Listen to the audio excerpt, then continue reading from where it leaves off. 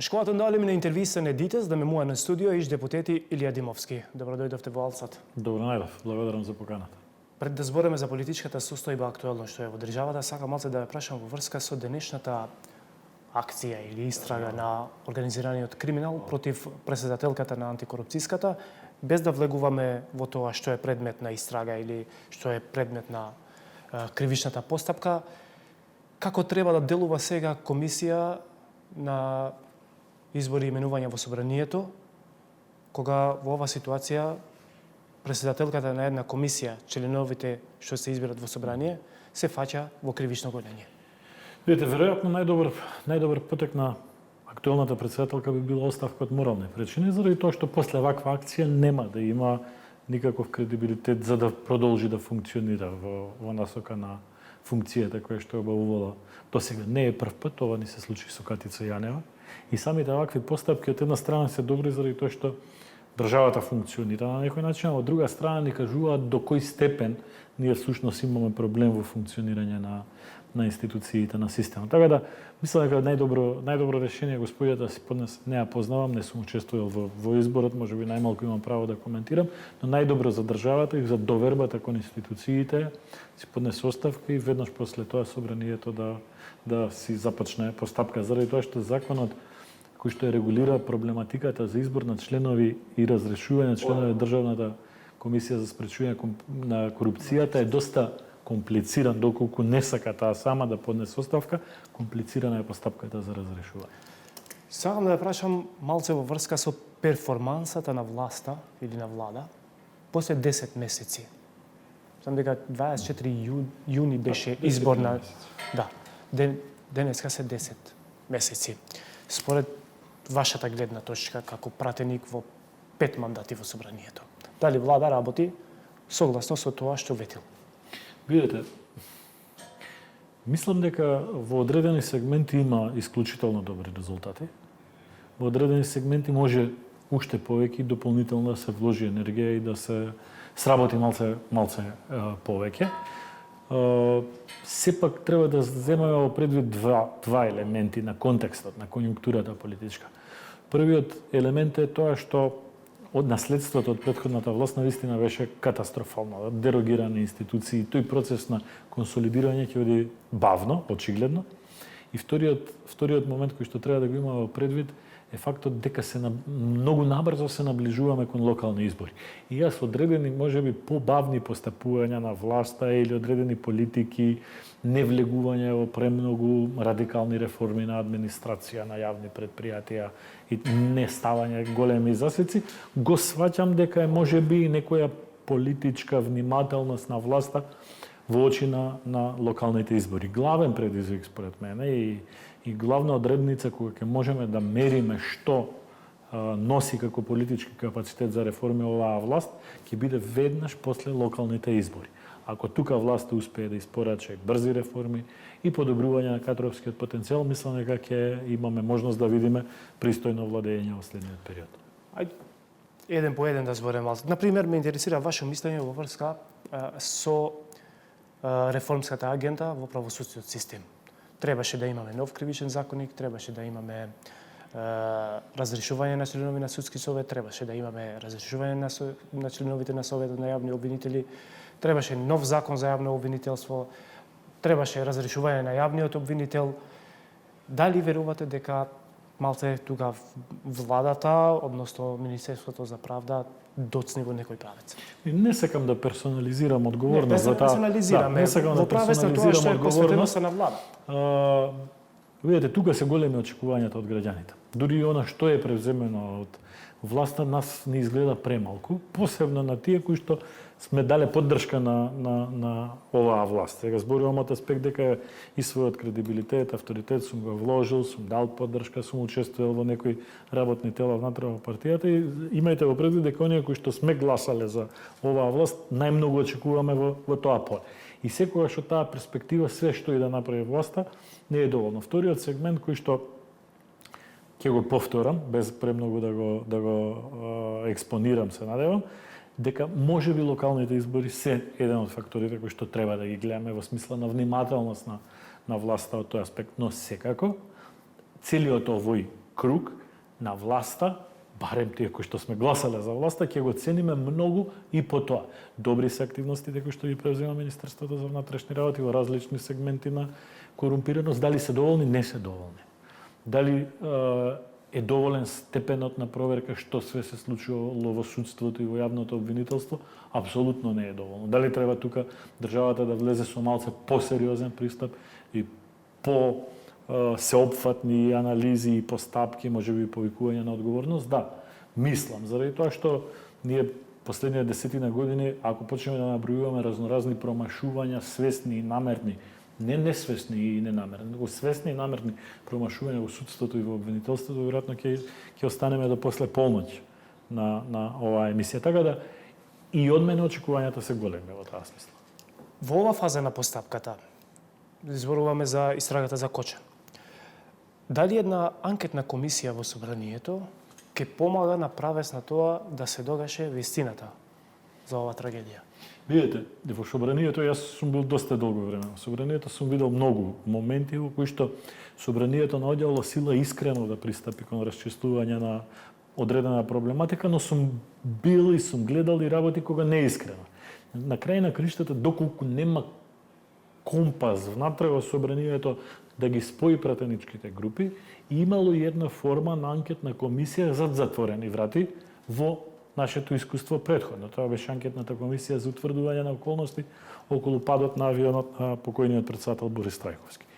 Дури и тоа можеби е некакво решение кое што треба да се размисли и треба да се разгледа, со тоа што секако ќе стои контекстот дека таква една анкетна комисија ќе има многу обемна работа заради самиот случај, но заради и потребата на јавноста за реотварање можеби на некои од претходните случаи со сличен интензитет и карактер. Нели имавме Беса, Ласкарци и некои други случаи кои што ни се случија, останаа така да висат со полурешенија, решенија и така натаму.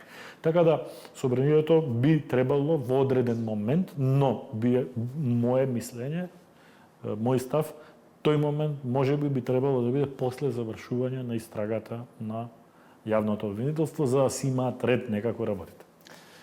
Ваш последен мандат беше во време кога собранието усвои во трето читање законот за употреба на езиците, ако не се грешам. Така. Вие бевте тогаш многу гласен и предлагавте десетина илјади амандмани, ако не се грешам, во таа време, заедно со пратеничката група, кои беа читани и непрочитани во таа постапка како што беше определено од страна на претседателот на собранието тогаш. Сега законот се наоѓа во Уставен суд. Дали мислите дека е погрешен начин, наместо да се најде решение во законодавен дом, од каде произлегува законот, од што да заврши во Уставен суд, каде може после Уставен суд да има други конотации? Заради воведот, само ќе ми дозволите дека јас сум човек кој што дури со спротиставување од некои албански политичари и партии сум помогнал и сум влијал во Велес да се отвори паралелка во средно образование на албански јазик и тоа сум го чувствувал како некако свој успех. Заради тоа што мислам дека е добро за да ми го сватите персоналитетот и мојот однос кон овие прашања.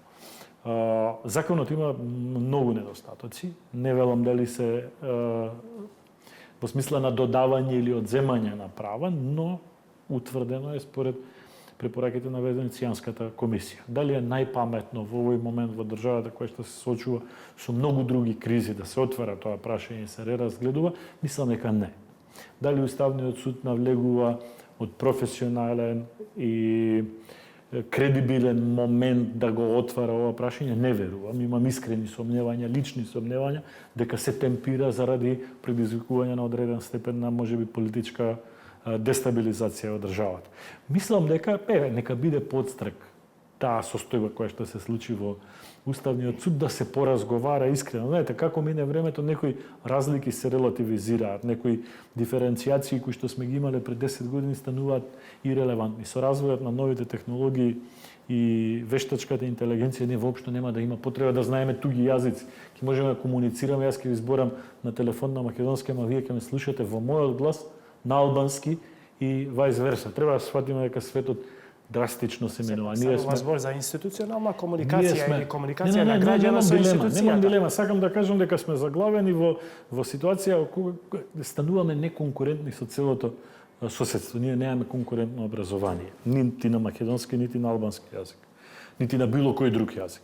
Немаме индустрија која што е конкурентна, немаме инфраструктура која што е конкурентна, немаме земјоделие кое што е конкурентно. Мислам дека државата треба да се посвети на тие прашања пред да дојде до степен да навлезе во некакви стручни, правни, академски дебати околу исправноста на законот. Ке имат ли сила институциите само или сами да одредат правична застапеност, или треба да се врати во сила некаков вид на балансер, на некаков вид на лекс специјалист, а не како што беше до сега? Балансерот кога се воведе заради злоупотреби од страна на институциите. Таму кај што имаше албанци, бројот на вработени наместо 25 доаѓаше до 40, таму кај што имаше албанци раководители 40, 45, 50, таму кај што имаше македонци раководители, па тој број не доаѓаше до 25, се движеше од 10 до 15 и сето тоа се гледаше еклатантно. Заради злоупотреби од институциите се направи балансерот со најдобра намера. Но и на балансерот му се најде мана, па, нели, почнавме македонците да се пишуваме албанците да се пишуваат турците да се пишуваат ромите да се пишуваат срби и така натака и стана еден цирк. Она што знаме дека влада е веќе во завршна фаза законот за оној кој што се најавуваше и мислам дека ќе биде солидно решение, се надевам дека ќе биде асоцирано со Уставот, бидејќи рамноправната застапеност, правичната застапеност е уставна, гарантирана уставна категорија.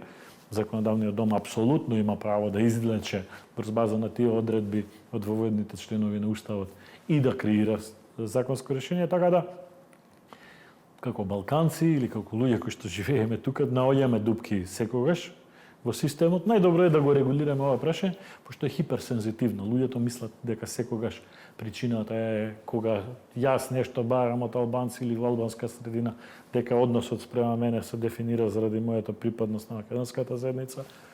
Вие обратно, секогаш. Најчесто, веројатно, тоа е легитимно, но не е секогаш така. Така да ги нацртаме правилата, мислам дека ќе биде полесно за сите. Во врска со Уставот, и тогаш бевте во последен мандат, така, кога за последен пат се отвори Уставот, заради преспанскиот договор. Моментално имаме два прашања. Едно е отворено прашање внатрешно, каде партиите од албанскиот блок барат албанскиот јазик да биде наменет како службен јазик. Од друга страна, надворешен отворен проблем е соседната Бугарија, која бара преамбула да се смени. Дали може едно отворање на Уставот да држи двата паралела и да ги реши овие проблеми една за секогаш, и со надворешната политика, но и со внатрешната политичка ситуација? Дозволите да бидам искрен и да зборувам во свое име. Таа одредница на Уставот јас ја разбирам, го разбирам односот кој што албанската заедница го има спрема дефинирањето на албанскиот јазик во Уставот, но морам да потенцирам дека тоа е одредба која што е во Охридскиот рамковен договор, кој што е некаков мировен договор, кој што има исто така многу работи кои што не одговараат на македонската заедница. Например, структурата како се структурирани општина Струмица, Велешти, Прилеп, Битола е еден начин. Значи, урбаната градска средина без припоени селски населби околу. Од Веле се одвоија Чашка и Градско, од Струмица 4 општини, од Штип 2 општини и така натака. Но во Кичево и во Струга случајот е обратен. Така, се додадоа општини за да се направи некаков баланс или дисбаланс, зависи кој од нас како ги гледа работите. И многу други прашања. Ова го кажав само како пример за вашите гледачи да ме разберат дека и ние македонците имаме многу забелешки за Охридскиот рамковен договор. Доколку се отвараат такви прашања, имате предвид дека ќе има на маса и вакви барања. Уред, ние може да разговараме за таа одредба во Охридскиот рамковен договор, но ќе треба да разговараме и за Кичево и Струга, да ги ставиме во систем како што се организирани сите други единици на локална самоуправа. Тоа е едното размислување кое што е честно и искрено да го кажам на маса. Околу прашањето за проблемот кој што го имаме со Бугарија, јас многу пати сум зборувал и во собранието и по дебати, таму е многу подлабок. Проблемот заради тоа што има историски контекст, има идентитетски контекст, идентитетски проблем. Там проблемот е заради тоа што десетици, стотици илјади луѓе од Македонија се иселувани во минатите 150 години и се населени во Бугарија. Дали дали ние имаме некаква блискост со дел од бугарското население? Да. Дали имаме заеднички стории во минатото? Да. Но она што Бугарија го става на маса не се уставните измени. Уставните измени се само фолклорот кој што треба да отвори вратата. Не можеме да влеземе во редефинирање на идентитетот нити на македонскиот народ, нити на било кој друг народ на Балканот. Сето тоа е последица на погрешната надворешна политика која што се водеше во минатите 7-8 години, Преспанскиот договор, членот 7, каде што идентитетски се масакрира македонскиот народ, се дели на два дела, подпишаната изјава за карактеристиките на македонскиот јазик од министерот за надворешни работи во претходниот мандат, кој исто така го масакрира македонскиот јазик, неточна е апсолутно. И сега ќе видиме како во контекст на криза во Европа, криза во америчко-европските односи, воена криза во Украина, како сето тоа ќе изгледа, дали Европската унија ќе се затвори уште повеќе или пак ќе свати грешката од минатите 30 години дека држањето на Балканот надвор од процесите на интеграција скапо ќе кошта и самата Европа. Така да непредвидливо е и јас никогаш не би дал поддршка нити би советувал отварање на уставот и прифаќање на тие барања од страна на Бугарија. Тоа значи дека, кратко за да завршиме, тоа значи дека овој владин состав и овој владин парламент нема да отвара уставот. Па мислам дека без гаранции дека е невозможно да се случи. Благодарам за ваше време во Алсат.